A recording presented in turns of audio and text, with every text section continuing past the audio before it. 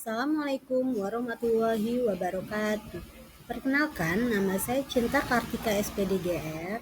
Saya merupakan CGP Angkatan 9 dari Kecamatan Lampung Selatan.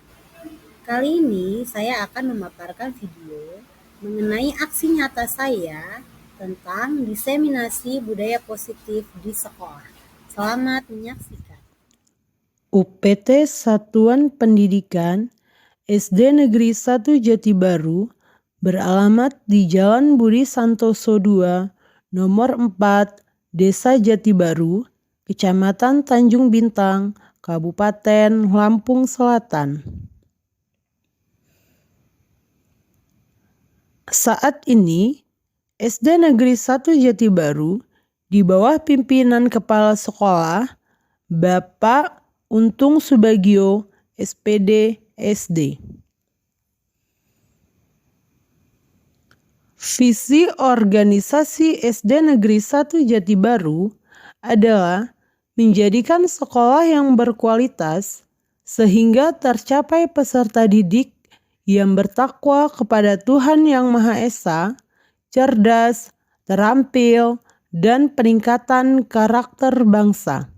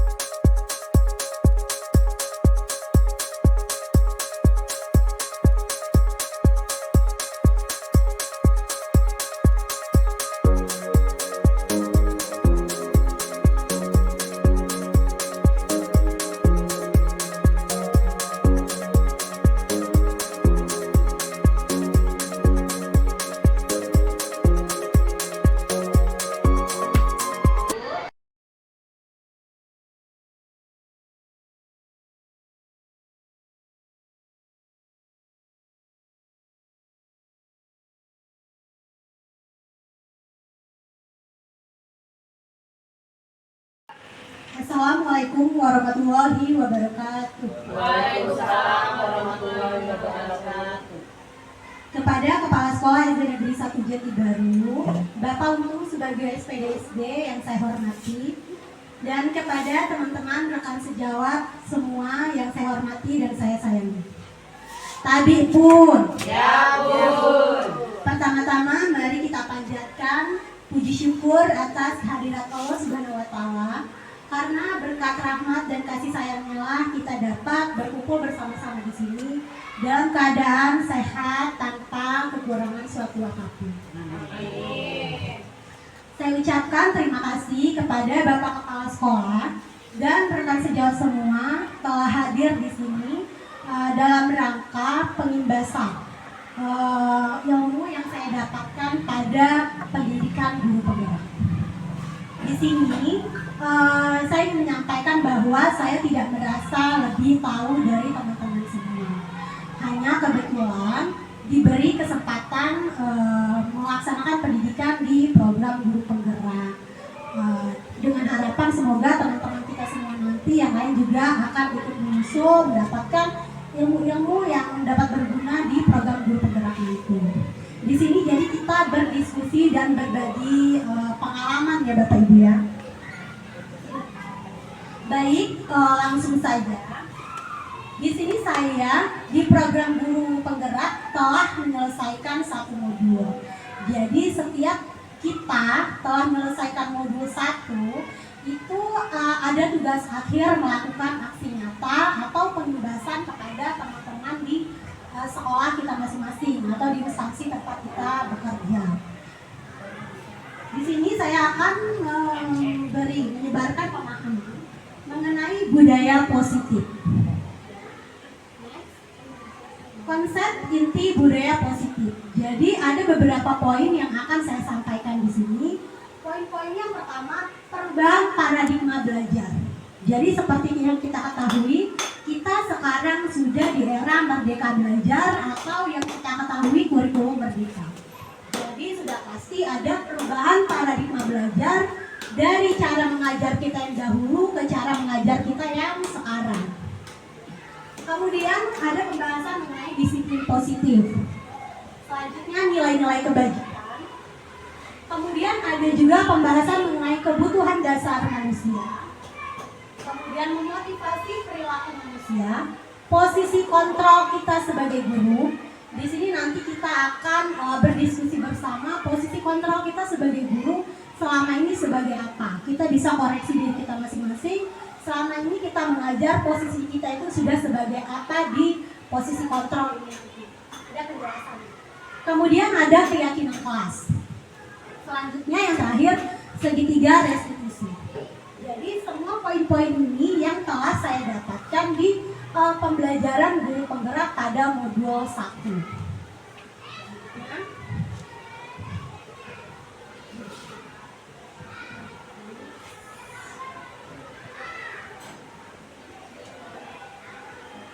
Pembelajaran dengan paradigma baru. Di sini pembelajaran dengan paradigma baru merupakan pembelajaran yang dirancang berdasarkan pembelajaran berdiferensiasi. Jadi apa itu pembelajaran berdiferensiasi? Itu maksudnya kita melakukan pembelajaran sesuai dengan kebutuhan individual anak didik kita masing-masing. Jadi ada berapa murid di kelas kita mengajarkan tidak hanya dengan satu cara saja, tapi kita sesuaikan dengan kebutuhan individu anak-anak. Contoh, misal individu anak-anak kita ada yang suka dengan pembelajaran audiovisual, ya, atau ada juga yang suka dengan melihat dengan lagu-lagu misalnya, atau dengan nyanyi gambar, video, YouTube segala macam. Itu kalau di paradigma pembelajaran baru sekarang harus kita beri ruang, harus kita fasilitasi. Tuh. Jadi nggak hanya menggunakan materi satu, pembelajaran satu, bersemuanya untuk satu kelas. Untuk saat ini itu tidak bisa kita gunakan lagi. Saya pun masih belajar di sini, makanya di sini bahasanya kita belajar bersama-sama, berdiskusi untuk pembelajaran kita ke depannya. Sehingga para peserta didik belajar sesuai kebutuhan berdasarkan tahap perkembangan sesuai teori psikologi modern untuk menentukan profil pelajar Pancasila. Seperti kita selalu dengar profil pelajar Pancasila di kurikulum Merdeka ini. Apa itu profil pelajar Pancasila? Di sini sudah dijelaskan profil pelajar Pancasila itu ada 6. Yang pertama, beriman dan bertakwa kepada Tuhan Yang Maha Esa dan berakhlak mulia. Kemudian berkebinekaan global. Selanjutnya bergotong royong, kreatif, bernalar kritis, dan mandiri. Jadi 6 profil pelajar Pancasila inilah yang akan kita latih, akan kita ajarkan kepada peserta didik kita di kelas masing-masing. Selanjutnya,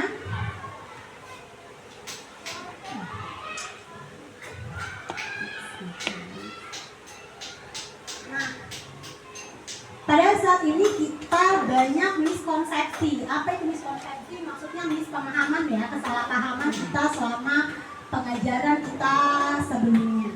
Miskonsepsi tentang teori kontrol. Jadi kita kan sebagai guru sebetulnya sebagai kontrol peserta didik kita di kelas. Kita sebagai pengontrol mereka. Cuman selama ini konsep pemikiran kita, ilusi atau hayalan kita, guru itu mengontrol murid. Seharusnya apa seperti itu? Tidak kan ya? Kemudian ilusi bahwa semua penguatan positif, efektif, dan bermanfaat. Maksudnya begini, ilusi apa yang kita bayangkan selama ini ternyata itu sebenarnya tidak sepenuhnya benar. Apa Una ngejelasin tiap hari? Kerasa nggak kita sering begitu? Mengeluh kepada anak-anak, ibu capek, suara ibu udah habis Luna, tiap hari ibu bla bla bla bla, kata kita. Itu kita pengennya apa? Pengennya supaya anak ngerasa, aduh kasihan bu, ibu saya udah capek, tapi saya ini nggak menghargai dia. Itu maksudnya penguat rasa bersalah. Nah, selama ini kita ngerasa itu mampu menguatkan karakter dia. Oh iya deh, besok kasihan cintanya, dia udah capek mengajar, hari ini kita harus selesai.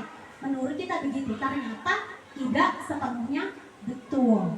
Ya tetap saja mereka ini. Kenapa? Mungkin ya ini tadi kita diskusikan, cara mengajar kita yang masih monoton itu tadi.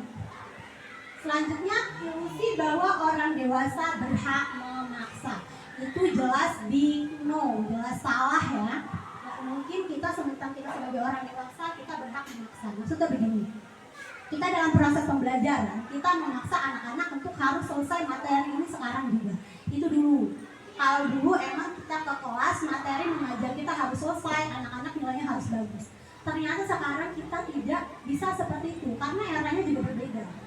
Ya, bisa kita rasakan ketika kita mengajar, ya ada anak yang selesai, ada anak yang tidak selesai. Kenapa? Karena kebutuhan belajar mereka berbeda-beda, karakter mereka berbeda-beda, sedangkan cara mengajar kita hanya satu caranya. Begitu. Ya, selanjutnya. Itu tadi miskonsepsi tentang teori kontrol. Nah, ini yang tadi mengubah paradigma lama ke paradigma baru. Jadi ada stimulus respon ke pendekatan ke teori kontrol. Jadi teori kontrol ini yang baru, stimulus respon ini yang pandangan kita yang terdahulu. Contoh, stimulus respon, realitas atau kebutuhan kita sama. Itu pandangan kita yang terdahulu bahwa kebutuhan kita ini sama nih, kita memperoleh pendidikan, atau kita dulu kebutuhan kita sama nih, kita perlu pengajaran, materi ajar, media ajar segala macam yang sama semuanya, RPT kita harus sama, bla bla bla. Ternyata realitanya kebutuhan kita itu berbeda-beda. Kemudian selanjutnya semua orang melihat hal yang sama. Misal semua orang melihat hal yang sama. Ada satu kasus si A dan si B. Kita melihat si A ini salah. Seolah-olah salah si A ini, si B ini benar. Seharusnya tidak seperti itu. Ya, setiap orang memiliki gambaran yang berbeda. Gitu. Misal, si Badu ini merasa kita lihat dia salah, padahal dia tuh nggak salah bagi dia gitu. Dia tuh benar. Ada alasan dia kenapa dia melakukan hal seperti itu. Nanti kita belajar di segitiga restitusi tentang yang memiliki gambaran berbeda. Selanjutnya, kita mencoba mengubah orang agar berpandangan sama dengan kita. Sebenarnya sadar tidak sadar itu memang sering kita lakukan ya. Kalau kita punya keyakinan kita pengen orang itu memiliki keyakinan yang sama dengan kita. Gimana caranya? Ya itu tadi, gimana caranya kita berpikir, pokoknya begini loh. Misalnya sekarang saya, pokoknya begini loh yang saya tahu, saya merasa sok pintar nih. Sekarang itu kita harus begini. Padahal tidak seperti itu, karena kita mempunyai pandangan yang orang lain, kita berusaha memahami pandangan orang lain tentang dunia. Jadi jangan berusaha orang untuk memahami kita, tapi kita coba posisikan diri kita ke orang tersebut gitu. Jadi kita nggak merasa kita benar ataupun kita salah. Terus, orang lain bisa mengontrol saya, ya. Terkadang kita berpikir gitu. Padahal hanya ada yang bisa mengontrol, hanya Anda yang bisa mengontrol diri Anda sendiri. Bisa. Kepala sekolah kita dia bisa. Dia mau mengontrol kita, kamu harus disiplin, kamu harus datang tiap pagi. Dia nggak akan bisa, ya kan? Karena yang bisa mengontrol diri kita sendiri. Kalau kita nggak mau datang tepat waktu, ya nggak bakal datang tepat waktu.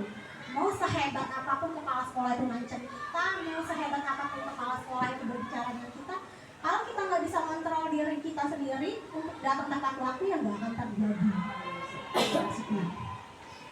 Selanjutnya, pemaksaan ada pada saat rujukan gagal. Ya, itu dulu. Kalau sekarang, kolaborasi dan konsensus menciptakan pilihan-pilihan baru. Jadi, kayak cara kita mengajar, kita banyak pilihan baru bagaimana cara kita mengajar agar semua berdiferensiasi tadi. Semua kebutuhan peserta didik kita terpenuhi. Selanjutnya, model berpikir menang atau kalah. Misal kita dalam situasi permasalahan gitu ya, namanya tidak kita pikirin, namanya kita di suatu instansi ada permasalahan. Kita berpikir menang atau kalah. Kalau nggak saya menang berarti saya kalah. Jadi saya harus menang nih, gimana pun caranya. Debat, usir kayak mana, pokoknya saya harus menang. Itu kalau sekarang model berpikir menang dan menang. Jadi tidak ada yang menang, tidak ada yang kalah. Menang kita menang, kalah kita kalah. Gitu. Maksudnya nggak ada yang saya betul, kamu salah. Jadi seperti kata bapak kita berebut untuk mengaku salah. Padahal apa? Kita semua menang gitu, ya kan?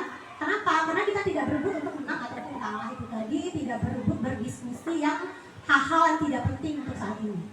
Gitu. Itu tadi mengubah paradigma stimulus respon ke paradigma teori kontrol. Selanjutnya, disiplin positif. Disiplin berasal dari kata disiplin yang artinya belajar. Disiplin mengacu pada disiplin diri yang memiliki tanggung jawab terhadap apa yang dilakukan berdasarkan nilai-nilai yang diyakini. Kemudian, kalau disiplin positif merupakan salah satu cara penerapan disiplin yang bertujuan untuk menumbuhkan kesadaran serta pemberdayaan peserta didik tanpa imbalan atau penghargaan lewat ancaman atau hukuman. Jadi disiplin positif itu apa?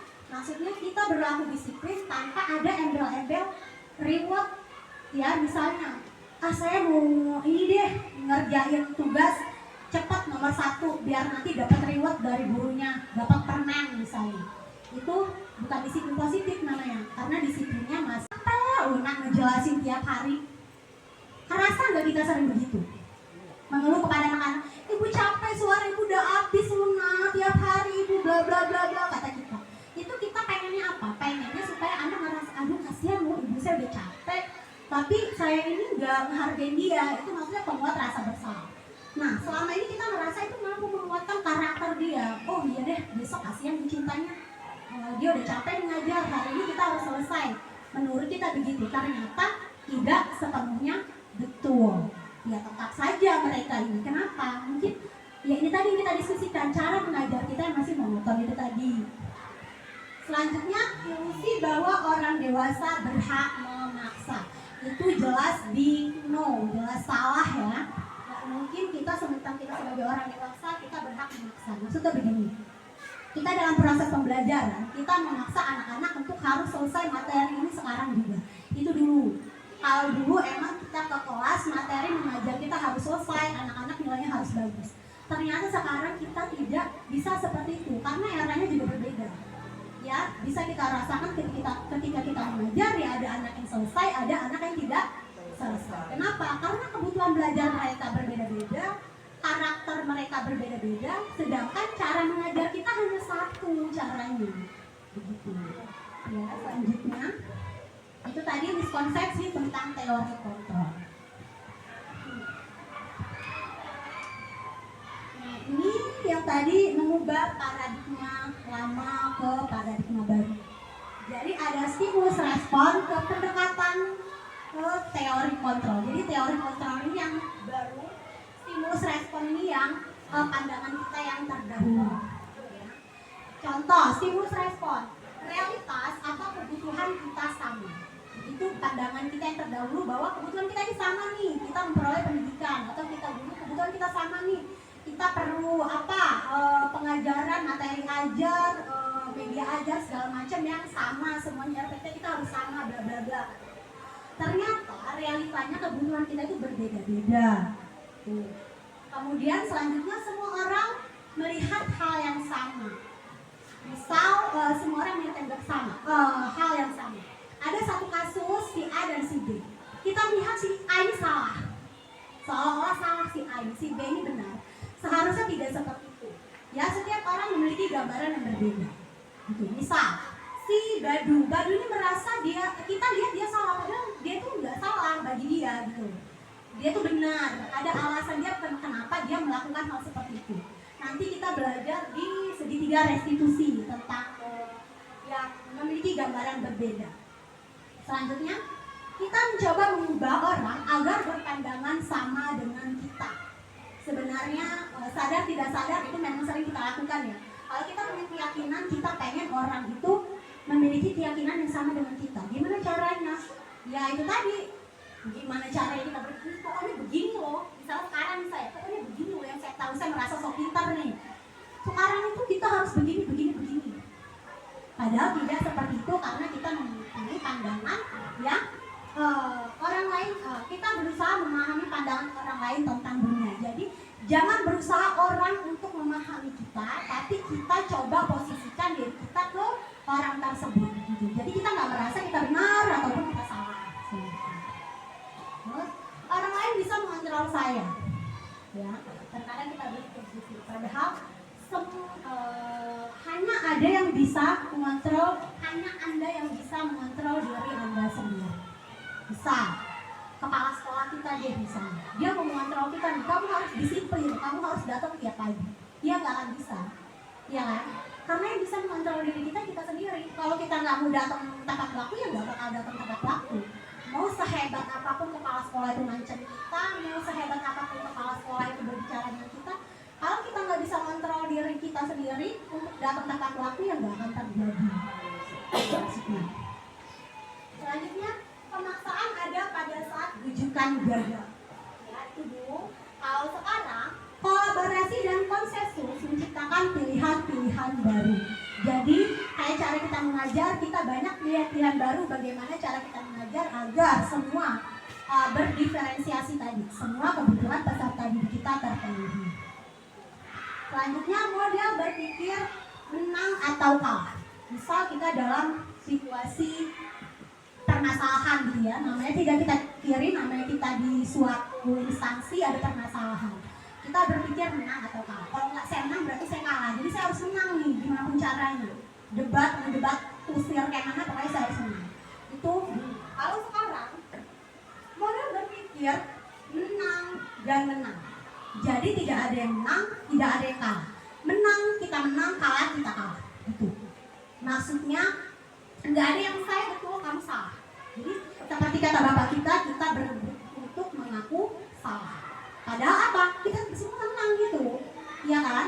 Kenapa? Karena kita tidak berebut untuk menang ataupun kalah itu tadi, tidak berebut berdiskusi yang hal-hal yang tidak penting untuk saat ini. Gitu. Itu tadi mengubah paradigma stimulus respon ke paradigma teori kontrol. Selanjutnya, disiplin positif.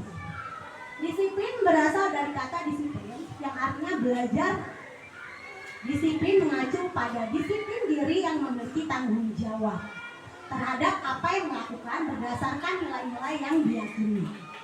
Kemudian, kalau disiplin positif merupakan salah satu cara penerapan disiplin yang bertujuan untuk menumbuhkan kesadaran pelajaran serta pemberdayaan peserta didik tanpa imbalan atau penghargaan lewat ancaman atau hukuman. Jadi disiplin positif itu apa? Maksudnya kita berlaku disiplin tanpa ada embel-embel reward. Ya, misalnya, saya mau ini deh ngerjain tugas cepat nomor 1 biar nanti dapat reward dari gurunya, dapat permen misalnya. Itu bukan disiplin positif namanya, karena disiplinnya masih tanya sendiri masih kacau balau. Itu. Saya juga pun masih belajar. Kita sama-sama belajar di sini ya Bapak Ibu. Nah, di sini nilai-nilai kebajikan yang sering kita dengar yang selalu dicanangkan pemerintah adalah profil pelajar Pancasila. Tadi nggak usah jauh-jauh dia lari kemana-mana nilai kebajikannya. Kita patokan 6 ini aja, karena 6 ini sudah mencakup semuanya.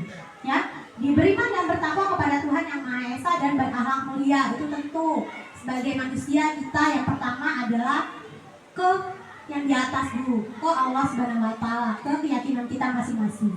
Selanjutnya baru kita berkebinekaan global. Berkebinekaan global itu maksudnya apa? Kita selalu pasti kita semua sudah melaksanakan itu untuk anak-anak itu jangan melihat ras, agama, golongan, kulit hitam, kulit putih. Kadang-kadang pun saya begitu bercandain anak saya, aduh nah jangan main dong sama yang kulit hitam, kamu gituin kan? Itu hanya bercanda. Sebenarnya itu tidak boleh. Karena sudah nilai kebajikan yang dicanangkan adalah berkebinekaan. Selanjutnya gotong royong. Udah nggak perlu dijelasin kalau gotong royong ya udah paham semua pasti. Mandiri, kreatif dan bernalar kritis. Ini primarius program itu toleransi, rasa hormat, integritas, mandiri semuanya sama saja sih. Hanya beda bahasa sebenarnya sudah mencakup di profil pelajar Pancasila tadi. Keterampilan hidup dapat dipercaya, lurus hati, pendengar yang aktif, tidak merendahkan orang lain dan mendengarkan memberikan yang terbaik. Maksudnya gini, pendengar yang aktif, contoh pendengar yang aktif itu maksudnya begini loh, kayak saya sekarang lagi menjelaskan, teman-teman mendengarkan. Pendengar yang aktif mendengarkan, kemudian mencerna dalam pikiran, kemudian dalam hati pasti oh iya ini benar, oh iya ini salah.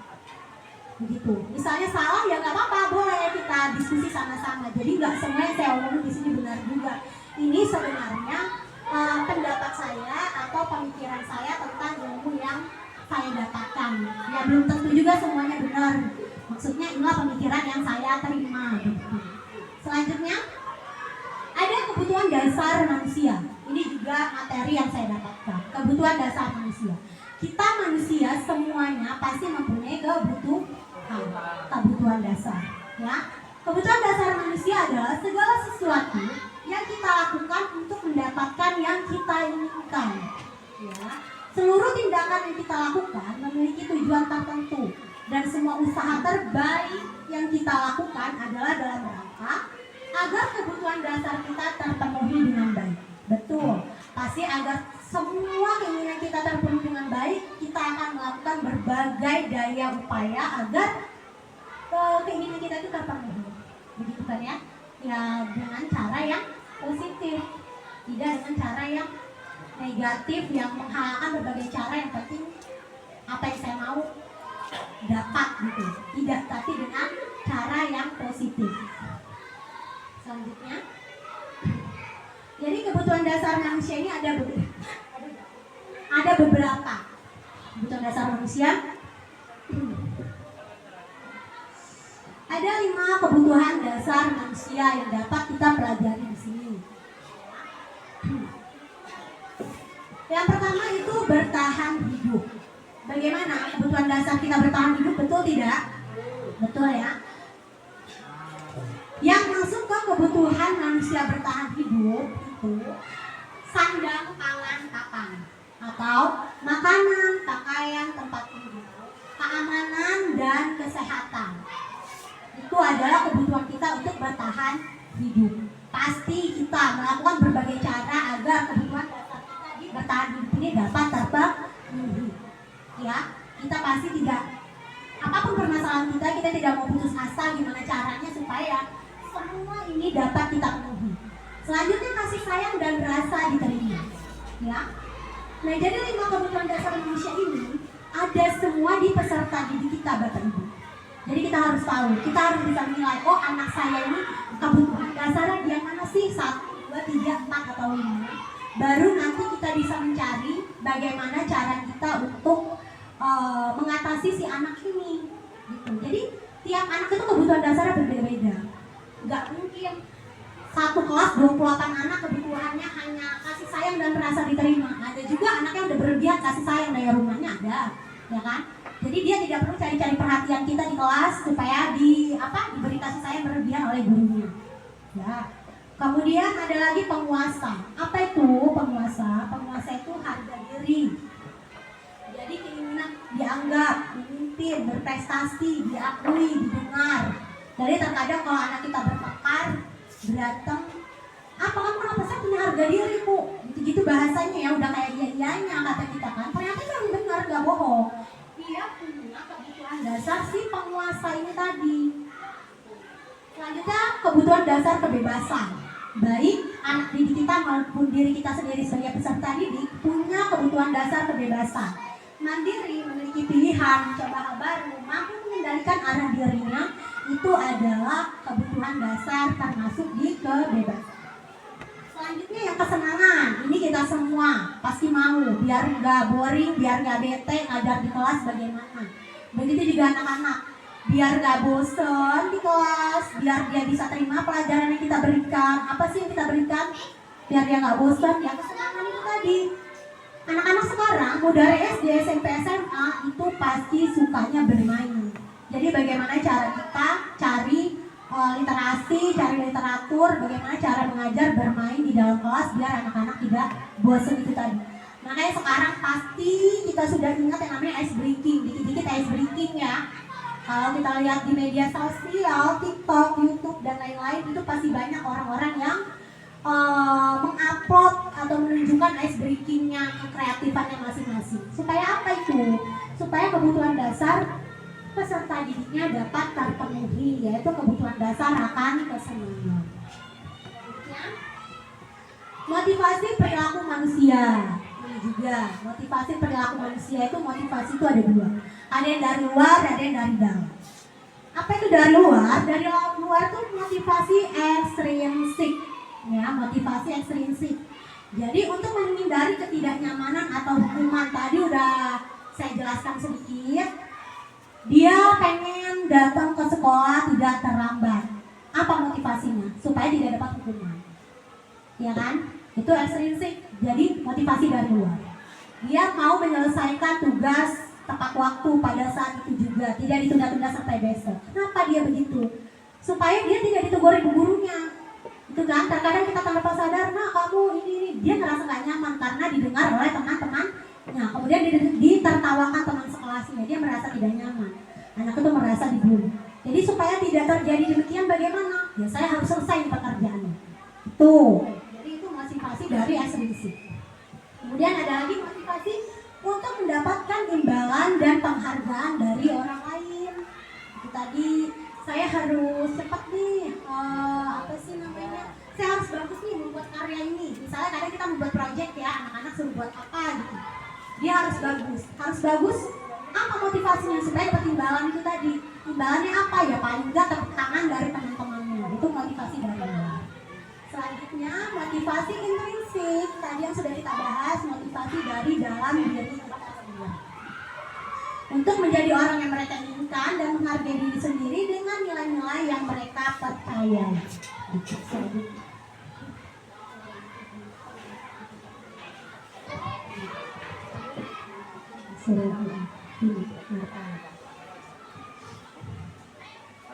Oke, nah ini tadi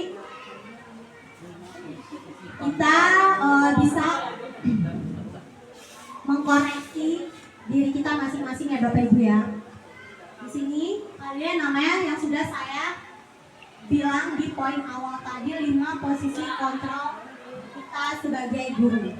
Di sini kita bisa mengkoreksi diri kita sebagai apakah kita selama ini di kelas. Kita sebagai guru sudah pasti. Cuman posisi kontrol kita sebagai guru di kelas selama ini sebagai apa? Contoh saya merasa diri saya selama ini di kelas sebelum saya mendapatkan pendidikan itu kebanyakan saya posisi kontrol sebagai penghukum, kebanyakan. Kemudian membuat merasa bersalah, itu tanpa saya sadari. Kadang-kadang saya terlalu lelah mengajar, astagfirullahaladzim nah, kalian ini masa ini aja nggak bisa, Bu Cinta udah ngajarin gimana pun kalian nggak nyambung, makanya jangan berisik. Pasti kita pengen anak itu merasa bersalah, setidaknya ada rasa kasihan dengan kita. Iya tidak, secara tidak langsung kadang-kadang kita begitu. Ya? Iya, itu iya betul. Sebenarnya juga tiap hari. Ini yang bakal kita ubah untuk keesokannya kita belajar bersama-sama. Jadi tidak sadar kadang-kadang guru jadi pembuli. Iya, jadi pembuli. Kadang kita juga maksudnya jadi pembuli itu tadi. So itu kan akhirnya anak yang tadinya kita ngerasa bakal menguatkan karakter dia, kita ngerasa bisa berbuat begitu, anak itu akan semakin giat belajar, ternyata tidak gitu. Ternyata itu anak malah tambah males, gitu, tambah kecil hatinya. Jadi tanpa sadar kita sebagai pembuli untuk anak kita. Jadi di sini kita banyak belajar. Jadi 5 posisi kontrol guru. Yang pertama, penghukum yang saya akui tadi sebelumnya sering saya laksanakan. Kemudian yang kedua, pembuat merasa bersalah. Ketiga, sebagai teman. Keempat, pemantau. Kelima, manajer. Ya, kalau yang penghukum ini tadi, contoh anak kita membuat permasalahan di kelas, kita langsung panggil, kita hukum. Bisa. Lagi upacara bendera, Bapak Ibu ya, ada peserta didik kita yang telat. Apa yang kita laksanakan? Biasanya kita akan kumpulkan mereka ke barisan yang berbeda dengan teman-temannya yang tidak telat. Atau setelah melaksanakan upacara ini, kamu hormat bendera 1 jam. Biasanya kita begitu. Makanya itu namanya posisi kontrol sebagai penghukum. Dan itu sebenarnya tidak boleh. Tidak boleh lagi kita lakukan untuk menghukum. Gak ada lagi sekarang, gak kayak jangan samakan. Terkadang kita begini, terkadang kita zaman saya dulu kata kita, nah bahasa itu sebenarnya udah gak boleh lagi. Tidak ada persamaan pendidikan anak dulu dan sekarang. Karakter anak dulu ya menurut-menurut. Itu yang mereka lihat juga ya lurus-lurus aja. Permainan kita di mana? Di lapangan, ya kan? Permainan tradisional. Anak-anak sekarang itu banyak banget yang mereka lihat. Meskipun mereka cuma tidur di kamar, ngongkang-ngongkang kaki di kursi, itu yang mereka lihat. Apa yang masuk ke otak mereka itu ada banyak banget, ya kan? Jadi itu. Hukum. Kemudian pembuat merasa bersalah tadi udah saya jelaskan sebagai teman. Kemudian pemantau dan manajer. Next, nanti di sini ada penjelasannya masing-masing.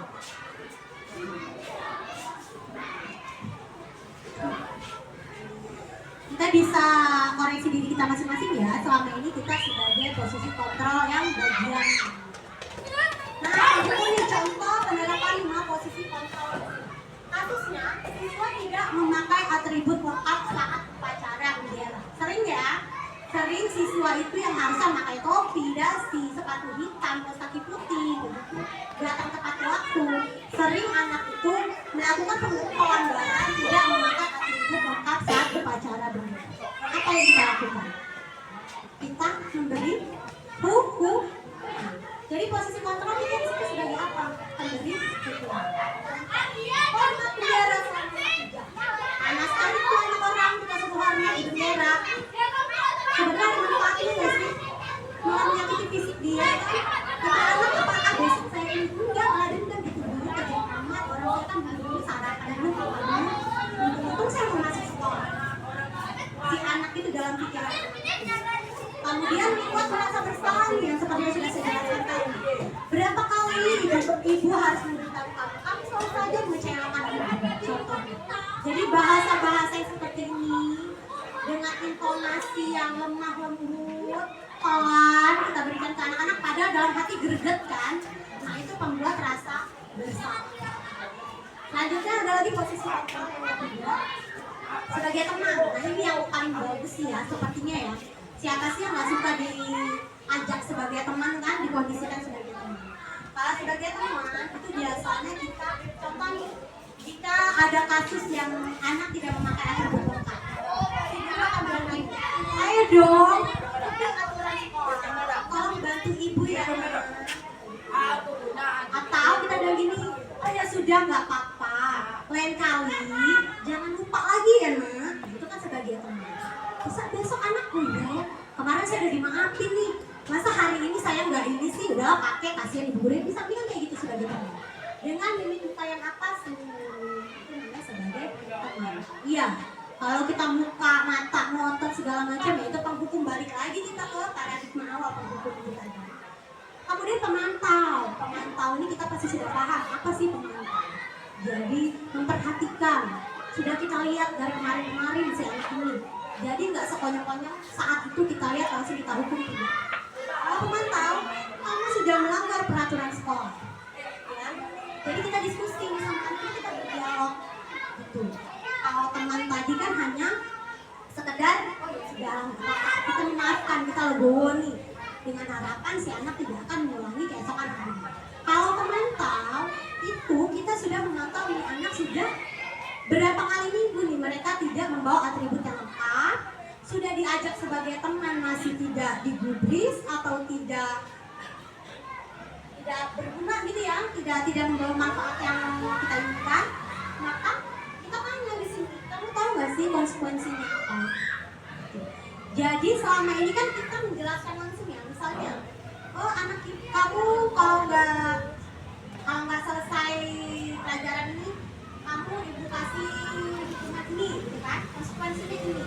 Biasanya kita menjelaskan. Kalau sekarang seharusnya kita tidak bertanya begitu.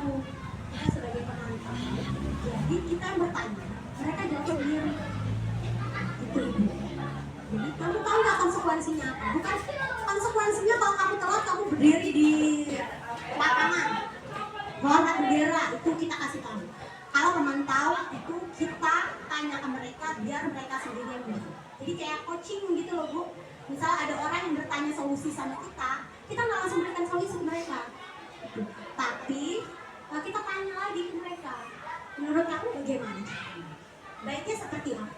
Jadi mereka jawab sendiri sebetulnya. Nanti mereka akan mendapatkan ide-ide mereka sendiri. Itu sebagai pemantau. Jangan diulangi lagi ya. Kemudian dia akan kita tanyakan konsekuensinya apa. Oh saya harus beli Bu. Jadi mereka sendiri yang bergerak, mereka sendiri yang cari tahu konsekuensinya apa tanpa kita beritahu. Itu pemantau. Kemudian manajer. Nah ini yang paling good, paling bagus manajer. Ya. Kenapa? Dia tidak hanya melihat dari satu sisi saja, tapi dia melihat dari keseluruhan sisi sebagai manajer. Jadi baiknya kita sebagai guru, posisi kontrol kita adalah sebagai manajer. Itu yang terbaik. Kenapa? Apapun permasalahan yang kita dapatkan di kelas, di luar sekolah atau di luar kelas, yang pasti di lingkungan sekolah, itu kita posisikan diri kita sebagai manajer. Jadi misal ada anak kita berkelahi nih ya Pak Bu dua ya. Biasanya sebelumnya kalau ada anak saya berkelahi, saya langsung tanya nih ke teman-teman yang udah tahu ini si A yang salah, si B yang salah. Biasanya begitu kan? Sudah ada judge duluan mana yang salah, mana yang benar dari si teman-temannya tadi. Misalnya si Badu sama si Budi berantem. Itu Bu si Badu duluan yang gebuk Budi. Ya udah si Badu yang kita bilang salah. Padahal kita kan harus tahu kenapa nih si Badu ini gebuk duluan. Caranya bagaimana? Biasanya kalau saya langsung saya tanya tuh di kelas, langsung saya tanya dua-duanya. Ternyata kalau kita sebagai manajer kita harus panggil satu-satu di waktu yang berbeda. Jadi kita tahu persis si anak masing-masing. Gitu. Jadi kenapa tidak ada anak yang merasa tidak ada judge kita bahwa anak itu salah. Pasti ada alasan kenapa anak itu berperilaku demikian. Begitu sebagai manajer. Ya. Jadi kita tanya, apakah kamu tahu kesalahan kamu? Tidak kita yang bilang kamu salah, dia nanti yang jawab. Jadi kemarin ini larinya ke penyelesaian masalah dengan menggunakan segitiga restitusi. Itu nanti ada lagi materinya. Kemarin kebetulan saya juga sudah coba mempraktekkannya ke anak-anak didik saya. Simulasi melakukan permasalahan, menyelesaikan permasalahan dengan segitiga restitusi. Selanjutnya.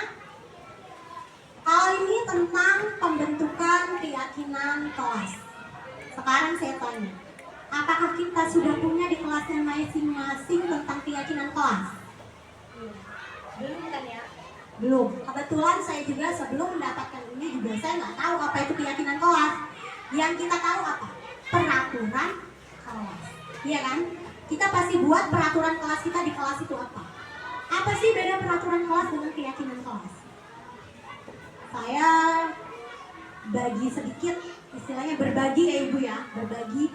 Kalau peraturan kelas itu contoh, kita bikin ada di kelas kita tuh banner, peraturan kelas 5A misalnya, peraturan kelas 1B.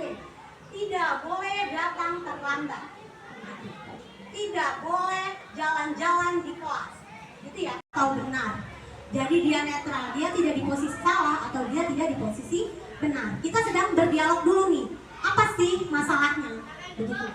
Jadi berdasarkan prinsip membuat kesalahan adalah bagian dari proses pembelajaran. Jadi kita, kenapa kita bisa benar? Karena kita salah dulu. Iya kan Pak Bu? Apa benar? Apa kita pernah tiba-tiba kita udah beres nih, tiba-tiba kita udah benar nih pekerjaan kita? Enggak. Saya rasa kita salah berkali-kali dulu, kita gagal berkali-kali dulu, baru kita temu ide, kita temu jalan. Oh, oke, ini yang benar. Begitu. Disitulah di sini membuat kesalahan adalah bagian dari proses pembelajaran. Ya. Jadi kita harus tahu dulu bahwa berbuat salah itu wajar. Tidak ada manusia yang sempurna.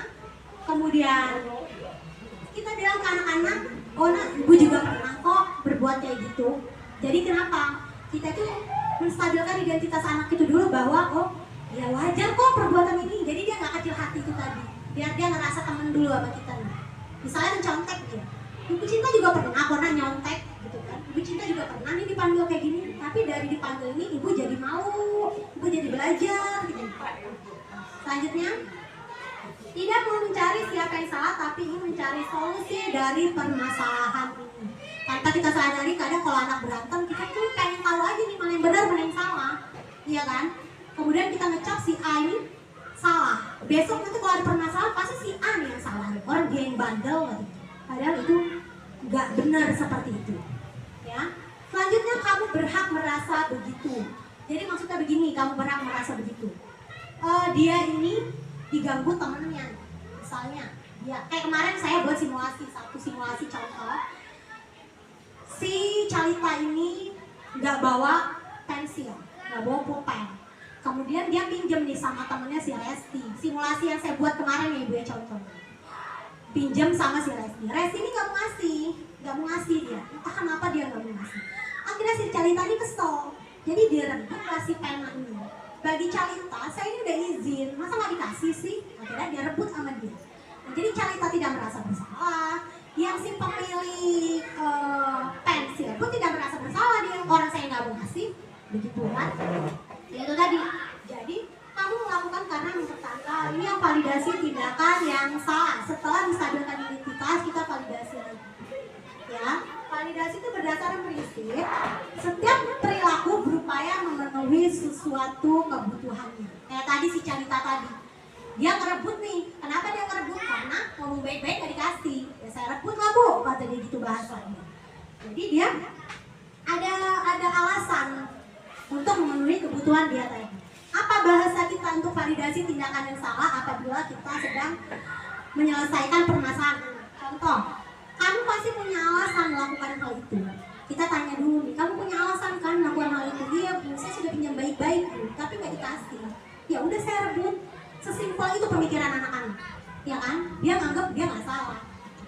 Kemudian, padahal kamu bisa melakukan yang lebih buruk dari ini ya. Bisa kita ngomong kayak gitu. Bisa aja dia ngambil pena itu kemudian dipatahin sambil dia gregetannya. Kita bilang kayak gitu, lagi nggak dipinjemin. Kita bilang, iya ya Nak ya, wajar ya kamu ngelakuin kayak gitu, orang kamu nggak dikasih ya ya. Ibu juga mungkin kalau kayak kamu, ibu ngelakuin yang kayak gitu juga. Ini gimana ya maksudnya? Seolah-olah kita berpihak pada dia, kita menstabilkan identitas dia, biar dia tidak merasa disalahkan tadi. Akhirnya apa? Besok-besok dia mau untuk melakukan hal tersebut. Besok ketemu cinta lagi nanti, kata dia gitu kan. Akhirnya istilahnya kita menyadarkan anak, tapi kita tidak menghukum dia. Kita tidak menjudge dia. Itu. Kemudian kamu patut bangga karena telah melindungi sesuatu yang penting buatmu. Bisa kita pakai bahasa-bahasa begini intinya ketika kita menyelesaikan di validasi tindakan yang salah. Ya Bapak Ibu, sama saya juga sebelum ini juga ya langsung sebelum saya dialog saya udah tahu apa pokoknya yang salah. Karena dari laporan anak murid, oh Bu itu yang gebuk, ya berarti yang gebuk itu Ternyata itu enggak, ada alasannya. Selanjutnya, dia menanyakan keyakinan ini tadi. Jadi kan kita udah ada keyakinan nih, keyakinan itu misalnya saling hormat menghormati, ya kan? Bahasa peraturan kelasnya apa? Dilarang mengejek teman, misalnya. Dilarang memukul teman. Bahasa ininya kan keyakinannya saling hormat menghormati, gitu ya. Kita tanya nih, kalau dia sudah kan, dia nganggap dia nggak salah.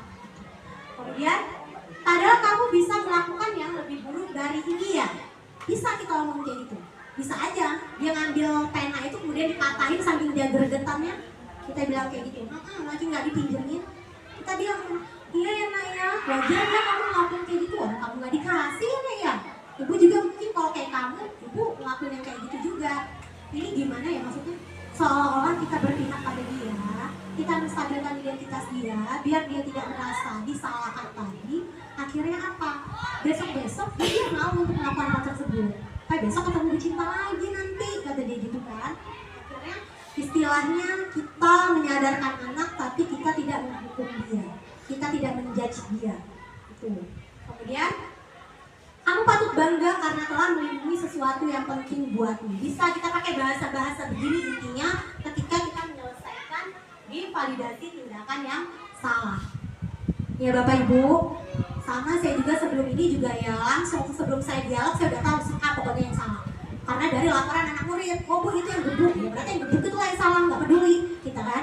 Ternyata itu enggak, ada alasannya. Selanjutnya, dia menanyakan keyakinan ini tadi. Jadi kan kita udah ada keyakinan nih, keyakinan itu misalnya saling hormat menghormati, ya kan? Bahasa peraturan kelasnya apa? Dilarang mengejek teman, misalnya. Dilarang memukul teman. Bahasa ininya kan keyakinannya saling hormat menghormati, gitu ya. Kita tanya nih, kalau dia sudah kita ini tadi di terakhir kita tanya apa keyakinan kelas kita? Kita tanya ke anak itu. Jadi bukan kita ngasih tahu ya, nah keyakinan kelas kita itu kita harus saling hormat menghormati, enggak gitu. Tapi kita kasih pertanyaan pemantik, bahasanya pertanyaan apa sih pemantik itu? Pertanyaan pancingan, pintar, pertanyaan pancingan, pemantik ya. Jadi kita pancing anak itu untuk sebenarnya kita udah tahu jawabannya, bagaimana caranya supaya dia sendiri yang jawab gitu. Jadi kita tanya, apa keyakinan kelas kita? Saling hormat menghormati Bu. Menurut kamu keyakinan kelas kita kamu langgar nggak? Iya Bu, kata dia gitu. Nah, gimana caranya supaya keyakinan kelas kamu itu nggak kamu langgar? Oh iya Bu, besok-besok saya bawa pena deh Bu, biar nggak ribut sama teman. Kan dia jawab sendiri, dia cari solusi sendiri, bukan kita yang carikan solusi. Begitu. Begitu ya Bapak Ibu ya. Di terakhir penutup segitiga restitusi. Ada beberapa tadi ya, keyakinan kelas sudah mulai bisa dihayal-hayal ya Bapak Ibu ya. Terus posisi kontrol kita selama ini sebagai guru, sebagai apa di antara 5 posisi kontrol yang tadinya sebagai pemberi hukuman, kemudian sebagai pembuat rasa bersalah. Sebaiknya mulai kita belajar bersama-sama untuk kita tinggalkan, kita menjadi posisi kontrol setidaknya sebagai teman deh. Kalau sudah sebagai teman, sebagai pemantau. Sudah bisa sebagai pemantau, kita belajar bersama-sama sebagai manajer. Nah, manajer itulah melakukan penyelesaian masalah dengan menggunakan segitiga restitusi tadi. Jadi kita tinggalkan bersama-sama. Jika ada permasalahan di dalam kelas kita, anak-anak salah, kita belum apa-apa sudah ngejudge si A yang benar, si B yang salah, orang nggak mau tahu urusan, yang gebuk itu yang salah. Kita nggak tahu padahal di belakang itu apa. Ternyata ini pelit banget, ternyata temennya mau pinjam aja nggak dikasih. Padahal temennya lupa nih bawa pena gitu kan. Coba kalau misalnya temennya udah pinjam baik-baik dikasih, akan ada permasalahan. Gitu. Tapi di sini ya bukan saya menang kamu kalah, saya benar kamu salah, bukan. Semuanya benar, semuanya salah. Itu di situ saja Bapak Ibu. Baik, sekian penyampaian pemaparan dari saya tentang pembahasan budaya positif yang sudah saya dapatkan di modul 1 pendidikan guru penggerak. Semoga dapat kita ambil pelajaran bersama-sama, kemudian kita diskusikan selanjutnya nanti. Saya akhiri apabila teman-teman ada yang ingin bertanya, memberi tanggapan, atau menyampaikan yang selama ini terjadi di kelas Bapak Ibu. Misalnya, oh saya sudah Bu Cinta membuat keyakinan kelas sebetulnya selama ini, tapi saya nggak tahu kalau itu namanya keyakinan kelas, saya buat-buat aja gitu. Bisa kan?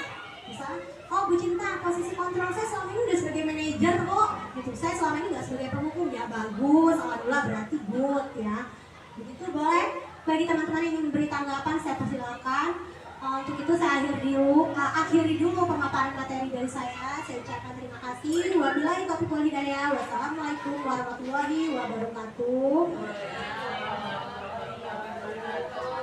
Bagi teman-teman yang ingin memberi tanggapan, Bapak Kepala Sekolah jika ingin memberi masukan kepada saya, kekurangan saya. Oh, satu lagi, apabila ada kesalahan saya mohon maaf. Kepada Allah saya mohon ampun, kepada teman-teman saya mohon dibukakan pintu maaf yang sebesar-besarnya. Terima kasih. Oke, ada yang memberi tanggapan?